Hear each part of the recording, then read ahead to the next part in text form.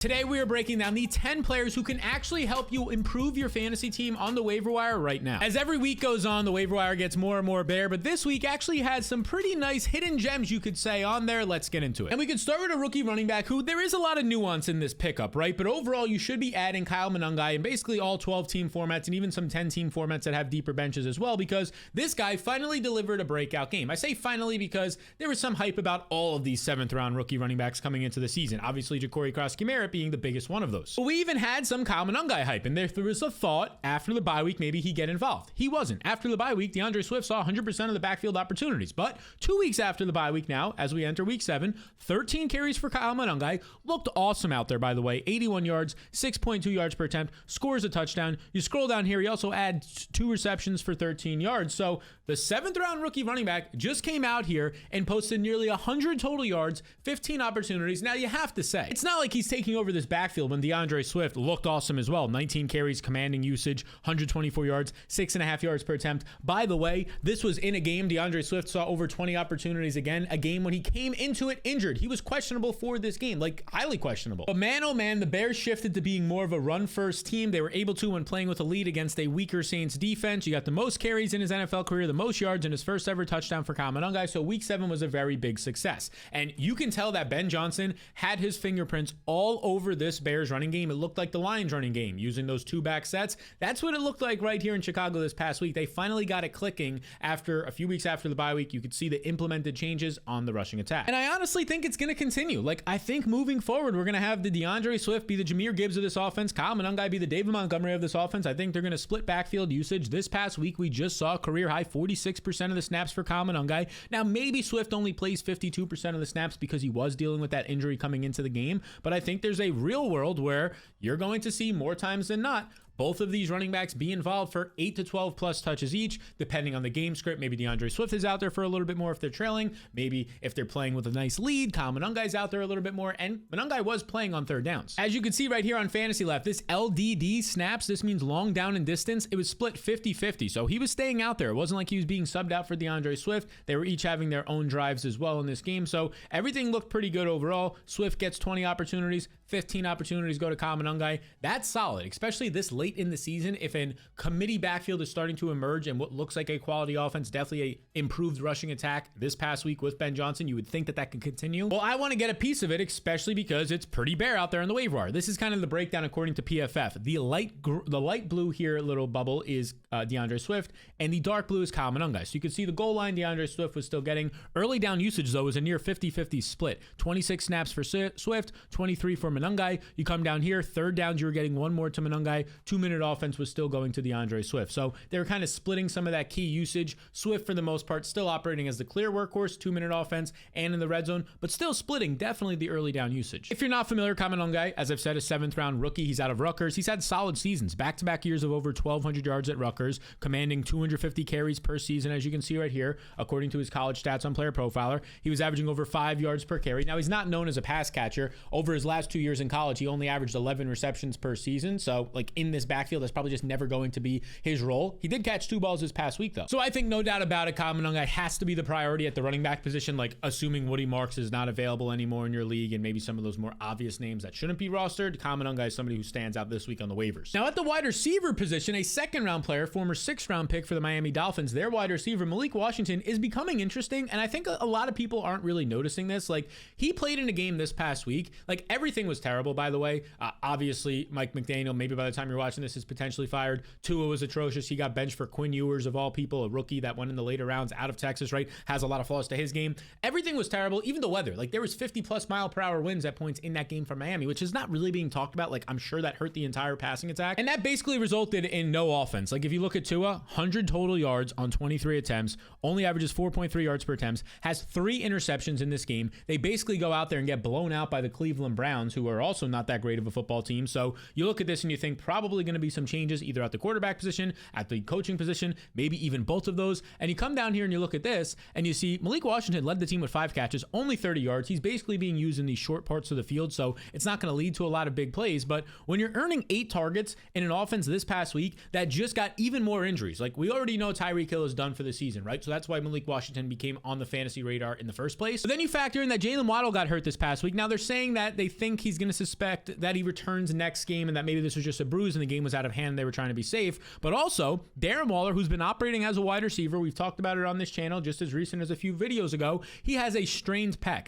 Now they have to do an MRI. They're doing it today as I record this. If it is a torn pec, it will be season ending. So a strained pec at worst is probably going to be a multi-week injury, especially when you're a tight end. And even if he's playing wide receiver, you're still going to have to block and chip for like 5 to at least 10 snaps a game. And if that thing is torn, he's done for the year. What this basically tells you that at least for the next few weeks, maybe Jalen Waddle's less than 100%, and Darren Waller, odds are he's not going to be playing. And yeah, I know his tag says tight end. He's been a wide receiver. With him out, Malik Washington might even see a little bit more usage to help you through the bye weeks. By the way, there's 6 teams on bye this next week. If you're not familiar with Malik Washington, this guy was a beast his final year in college. As you can see right here, I believe at Virginia, 110 catches, 1,400 receiving yards. I mean, 110 catches is insane. Yeah, it was Virginia. He transferred there from Northwestern. So he ends up going to this team last year. Obviously, when you get drafted on a team that has Tyreek Hill, has Waddle, I'm pretty sure, like a lot of people forget, Odell Beckham Jr. was on this team to begin last year. You're going to be pretty buried on a depth chart, but now he's getting some opportunities. Let's see if his role grows, especially if Darren Waller is out. Now, before we get into the next player, 2 seconds of your time, hit that subscribe button. And if you enjoy my content, please do hit the subscribe button. It goes a really long way to helping my content reach more people. So he's worth adding, and maybe the most popular ad this week is going to be Oronde Gadsden. And I don't want to throw a ton of cold water on this, but we have to set some expectations.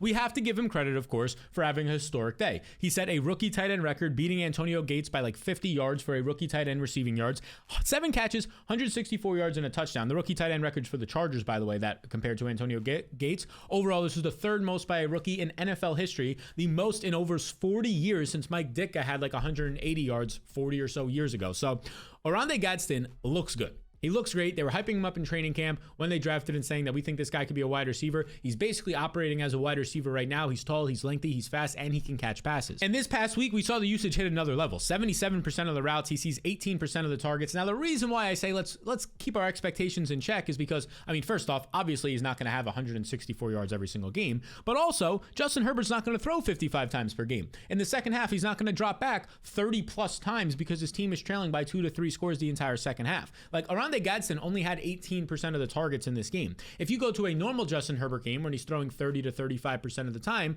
Oronde Gadsden's going to get in those type of environments 5, 6, maybe 7 targets, but probably closer to 5. So that's why I say keep your expectations in check. There's still an entire wide receiver room that he has to compete with in Ladd McConkey, Keenan Allen, and oh yeah, Quentin Johnston, who didn't have the best game this past week, 2 catches, 30 yards and a touchdown, but he's still coming back from a hamstring injury that he suffered just 2 weeks ago. Most wide receivers miss 2 to 4 weeks, and he's just playing through it at this point, or at least coming back early. So I think Gadsden is definitely worth picking up. There's no doubt about it. In college, he was productive. 72 catches last year, 922 yards. These things, especially 112 targets, you don't see that often for tight ends. Not many tight ends are doing that in college in a single season. He's obviously productive. You don't have 164 yards as a rookie tight end if you're not a quality player, right? We've seen, again, only 2 other guys have done that in their NFL career or in NFL history as a rookie tight end. So he's obviously great, but there's just a lot of guys here, and Herbert's not going to throw 55 times a week. So don't go crazy on the waiver wire. Tight end is a disgusting position. So if you want to throw out there 15 to 20% of your fab, sure, but I'm not going crazy on Gadsden. Now, if you do want to see my #1 waiver ad at every single position for this week to help you win your matchup this week and ultimately win your league, smack around your friends, you can check it out completely free, linked down below right now, or you can just type into your phone wherever you're watching on waiverwins.com. That is waiverwins.com. That will take you to this page. You just enter your email and I'll send you the document with my #1 waiver ad at every single position for this week, and then I'll even send it to you every week of the year as just a little bit of a bonus for you.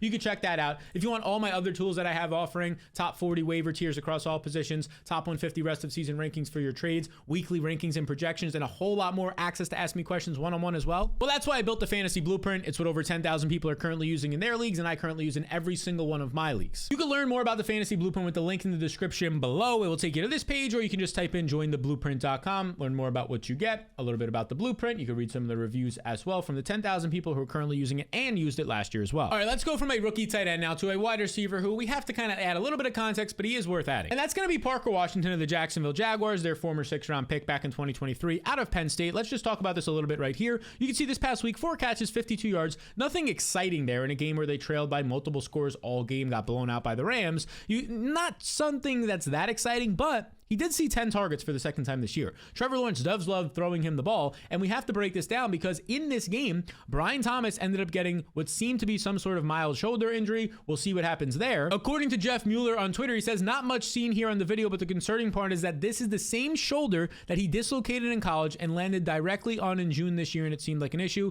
Maybe it's a labrum tear that he's been playing through is what he's trying to say. So the good thing for Brian Thomas is that the Jaguars are on bye this week. Coming out of the bye week, we have to track those injury reports very closely. If he's missing practices, limited in practices, that's why you want to snag Parker Washington, a guy that they really trust, and basically since he's broken into the league as a rookie, has been putting up big performances. Maybe not consistently because he just doesn't get consistent playing time, but he's always out there, always producing. Another guy who's been producing, at least lately, at least week 7 Thursday Night Football, we could say, is going to be Pat Freiermuth, right? This is a former 2nd-round pick, also out of Penn State, right? Him and Parker Washington in this video so far, but he just had his best game of the season easily.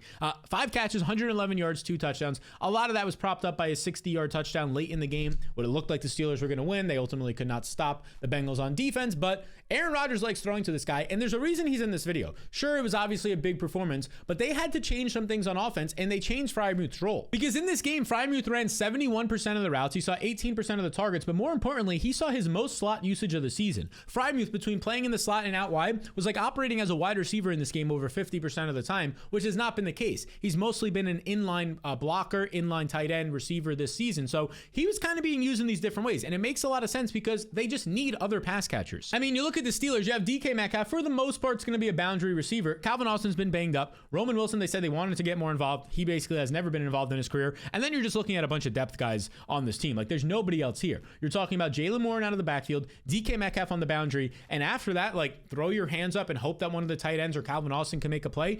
Them putting Pat Freiermuth in more advantageous ways for him to win the slot and out wide, and it paying off for 100 yards and multiple touchdowns. I know Arthur Smith is crazy. He changes stuff up on offense all the time. He makes you want to pull your hair out, but maybe, just maybe, they can stick to this since it worked so well last week and Freiermuth can have a consistent role. And the interesting thing is that this offense is actually playing well. This is the 2024 numbers in the NFL. This is sorted by overall yards per game, fewest to most. The Steelers were easily a bottom 10 team in yards overall, yards per game, and touchdowns scored. That's changing this year. Now, they're not number 1 overall, but they're having way more touchdowns. They're having a lot more yards per game at this point. They're becoming at least closer to league average, to some weeks above league average in these categories. Thank you, Aaron Rodgers, a Hall of Fame quarterback who clearly, when he has time to throw, can still whip that ball around. They're actually becoming a quality offense right now. So if you're a second pass catcher on that team, like Freiermuth could be, you could be fantasy relevant. And let's not forget, this is a guy who came back from an injury last year, so he had a shortened season, and he was still able to have 7 receiving touchdowns. This is a guy who in his rookie year had 7 receiving touchdowns. Even if he just starts to become more of a red zone weapon for Aaron Rodgers, who at this point in the season, sure, DK Metcalf has been scoring from outside the red zone a lot, but they don't really have a true red zone weapon. Gadgety type plays for Jonnu Smith here and there. But if that could become Pat Freiermuth, that's a role that we know Aaron Rodgers, when he finds a guy that he likes in the red zone, he'll just keep throwing to that player. So Freiermuth is an interesting ad, and honestly a really interesting ad who maybe in like a week or two will become a priority ad is Brashad Smith of the Kansas City Chiefs. He had his best game of the year, another 7th round rookie, by the way. We talked about Kyle Monangai, now Brashad Smith. Best game of the year, 14 carries, 39 yards in this game. He then also adds 5 receptions for 42 yards. So 19 overall opportunities in this game. Now there's a couple of reasons for this. This was still the clear cut after Isaiah Pacheco had a great week 6 usage wise. It was still his backfield, but there's a few reasons why Brashad Smith got more involved. The first reason is that this was a blowout, so later on in the game, they were just taking it easy with Pacheco. They were up 31-0. The game ended 31-0. They pulled their starters like in the 3rd quarter, so that's part of it. But Brashad Smith was active early on in this game, especially as a pass catcher, and then he got more involved on the ground because Kareem Hunt got banged up. It says, as you can see from Jeff Mueller right here on Twitter, it says, looks like his left leg ankle got rolled up on this block from Rashee Rice touchdown, and a good amount of pain for Kareem Hunt. So Kareem Hunt gets banged up in a game where there's a blowout. There's no reason for them to try and force him back in that much into this game. So Brashad Smith sees a little bit more usage. So now, maybe it's not going to continue moving forward. Maybe Hunt's injury is not all that bad. We'll have to see as the week goes on. But either way, he got a lot of reps in an NFL game. They put him out there and they trusted him, and he looked pretty solid. He also has like his own playbook on this team because these 5 receptions, a lot of them are like these gadgety type plays, like maybe some mixture of like what Kadarius Toney was supposed to be for this team and Jerick McKinnon. So it is nice. Like 5 catches, a lot of these came when the game was a little bit closer in the first half. For 42 yards is a legitimate role. If he then can start to carve out, even if it's not 14 carries a week because of the blowout, even if it's just like 8 to 10, 6 to 8, and you're getting a couple of targets per game, that's enough to be a stash option just in case Isaiah Pacheco was to miss some time. And by the way, Pacheco wasn't all that efficient in this game. Less than 4 yards per carry. Hasn't been all that efficient basically since week 2 of last year. We like that the usage is increasing for Pacheco, but we just have to see that efficiency as well. This was the matchup. You're up multiple scores. Bad Raiders defense. Max Crosby gets hurt as well, and you still can't be efficient on the ground is concerning. If you're not familiar with Brashard Smith, he transitioned from being a wide receiver to a running back last year in college, and he looked great. Very similar to like Tyron Tracy's career path. You get 5.7 yards per carry,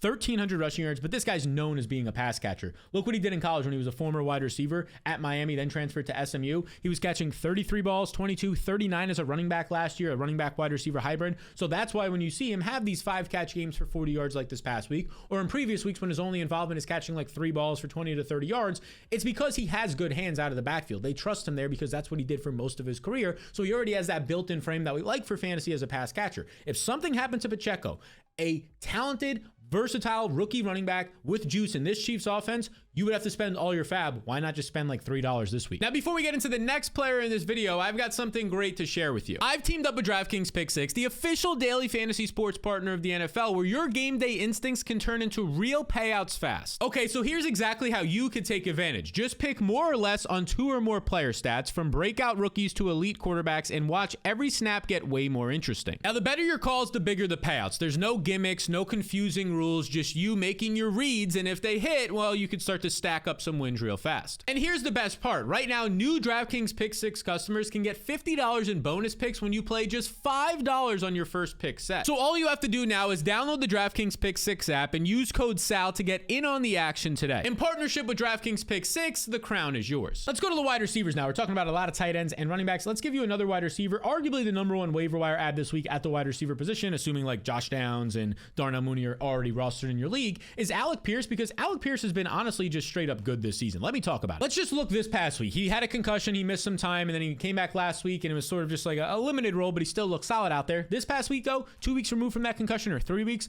5 catches, 98 yards in this game. He earns 10 targets. He comes out here, he leads the team with a 31% target share. Like Michael Pittman had the red zone touchdown. Michael Pittman was thrown to on some key third downs. He had a good game, 28% target share. 31% target share is elite for Alec Pierce. Now, we must mention that Josh Downs was not active in this game, but Josh Downs and Alec Pierce are not operating in the same parts of the field. Alec Pierce has been mostly a downfield. He's running these outside routes, these dig routes, intermediate to deep routes. That's not where Josh Downs is operating. Alec Pierce, Daniel Jones has been highly accurate, especially downfield this year, and Alec Pierce has been his #1 target in that part of the field. And really like his only target. Let's not forget, this is a big 6'3", 208-pound wide receiver out of Cincinnati, and he has speed. I mean, he has borderline 4.3 speed. A lot of people forget that, right? The dude is 4.41 speed at 6'3". He is talented. Anthony Richardson was highly inaccurate last year and the year before that. We didn't get to see a lot of Alec Pierce in terms of the consistency when he has a consistently accurate quarterback, which he has this year. But we have already seen Alec Pierce, well, there's the alarm. We've already seen Alec Pierce in past seasons pop off. This is just last year alone with terrible quarterback play. Let me remind you, Anthony Richardson, right, and Joe Flacco, who was not playing well last year when he was on the Colts. 21.5 fantasy points, 16 fantasy points to start the season. Then he had another 22-point breakout game, right? He has another game down here of 24 fantasy points, 14 fantasy points. You're getting 4 or 5 games last year in like the stone cold worst quarterback situation where he's having multiple top 12 finishes. Now he's getting consistent quarterback play. Amazing balance on offense with Jonathan Taylor, Shane Steichen just dialing it up right now, as well as the play caller. Alec Pierce looks legit. He should not be on so many waiver wires. He's available in like 90% of leagues. Now, Colston Loveland is also available in 90% of leagues because he's been a backup tight end. He's been injured. He hasn't done anything. He's a rookie, but he is a top 10 overall pick, and his opportunity is about to happen. Now, you're like, Sal, what the heck? What are you talking about? He only had this past week 3 catches for 24 yards. Why do I want anything to do with Colston Loveland? Well, that's because this past week, Cole Kmet had a back injury. He was doubtful to return. Now, we'll see. We have to track this. If Cole Kmet was to miss time, maybe by the time you're watching this, a report comes out that he's going to go on IR, he's going to miss a game or whatever it might be. If he was to miss time, Colston Loveland needs to be rostered because he is a highly talented player in an offense that knows how to use tight ends. Loveland this past week, once Cole Kmet went down after running 22% of the routes, Loveland became the full-time tight end, running 63% of the routes, quietly earning a pretty respectable 17% target share, by the way. That's really solid. You look at what this guy did in college last year at Michigan in an offense that only really ran the ball, 28% target share is elite. You look at the numbers, only 582 yards, 56 catches, but again, he was in a run-first offense.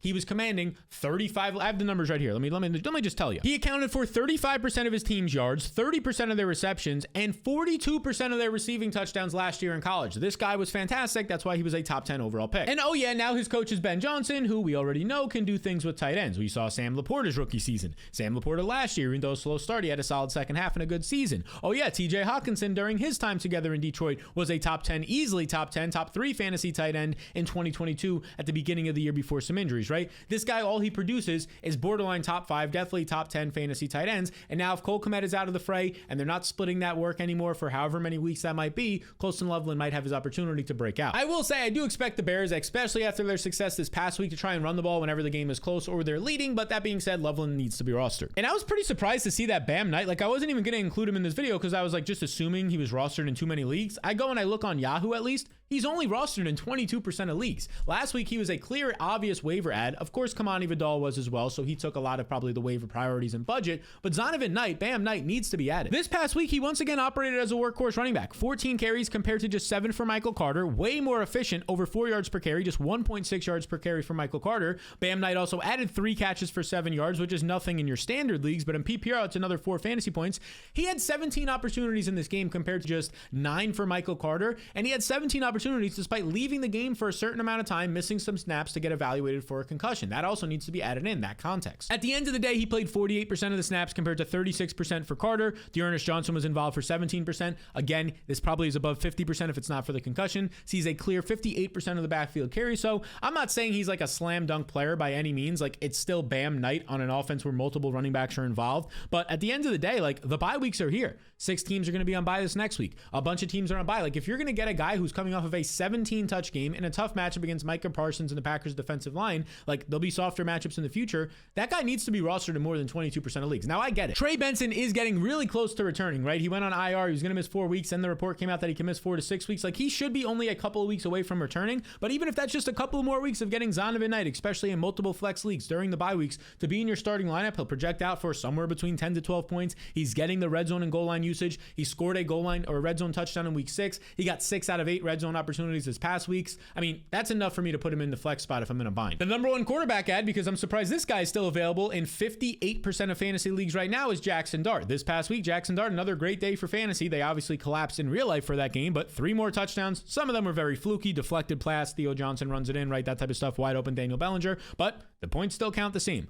On 33 attempts, he had 283 yards, 3 touchdowns, another rushing touchdown in this game on 5 rush attempts. Jackson Dart has been, believe it or not, since week 4, a top 5 fantasy quarterback. I don't know if that's going to stay. I don't know if Brian Dable is going to be this coach for the rest of the season here, and then that throws things off. But as of right now, Jackson Dart, especially during the 6 teams on bye, needs to be rostered in all league formats. I think at this point, we should probably also roster Xavier Legette after what he just did. Now, it is a pretty, that's why I want to just talk about this one quickly for the former first-round pick. He just had the best game of his career, right? 9 catches, 92 yards, a touchdown, a team-high 11 targets in this game. Nobody else on the team did anything. Even the first-round pick, Tedero McMillan, had more coverage his way, only 3 catches for 33 yards. So Xavier Legette looked amazing in this game, but it was the best game of his career. It's clearly an outlier. Bryce Young is dealing with a high ankle sprain, not going to play next week. So it's a disgusting situation that you still probably don't want to start Xavier Legette. But it's hard to ignore the guy when he's playing 92% of the routes, when he's seeing 35% of the targets. All I will say, though, is that this team, when the game stays close, is going to want to run the ball a ton. They're going to want to run the ball a ton. Tedero McMillan is still the number 1 wide receiver on this team, but maybe another former first-round pick and Xavier Legette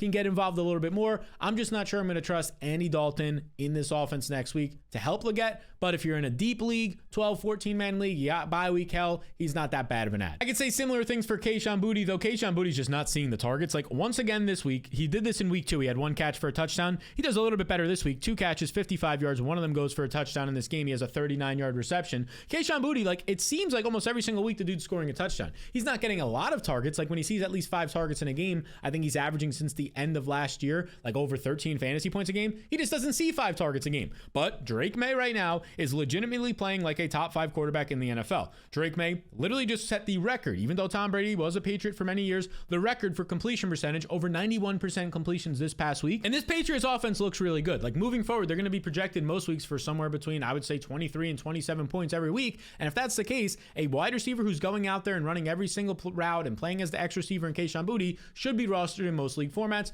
They'll be ready for next week's tough matchup against the Browns. So there you go. There are 10 players and some bonus players that you should consider adding on your waiver wires right now. But if you want to see some of the key takeaways from week 7 that are going to definitely be important, not only for this upcoming week, but the rest of the year, this video dropped on Monday. You could check it out right here. This is Everything Just Changed in Fantasy Football, the 10 key takeaways. Be sure to check that out.